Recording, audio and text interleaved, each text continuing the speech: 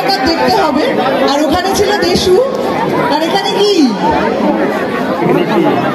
এখানে শুধুই রঘু ডাকাত। আর আমরা সবাই আছি। আমার চরিত্রের নাম গুঞ্জা।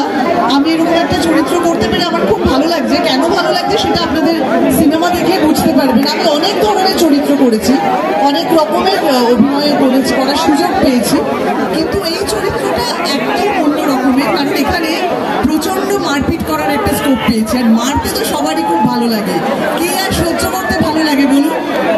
তাই জন্য সবাই মিলে এবার দেখতে হবে। একটাই কথা, রঘু ডাকাত দেখবেন, তাই জন্যই আপনাদের কাছে আসা।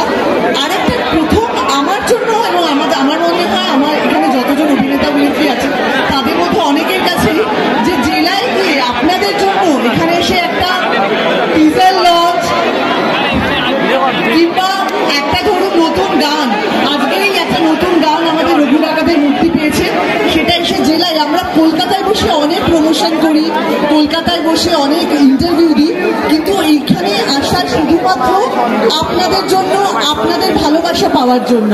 তাই আর একটু বেশি ভালোবাসা পেতে হলে রঘু ডাকাত দেখতে হবে। আর সেটা কেমন লাগলো অবশ্যই আমাদের জানাবেন। সরকার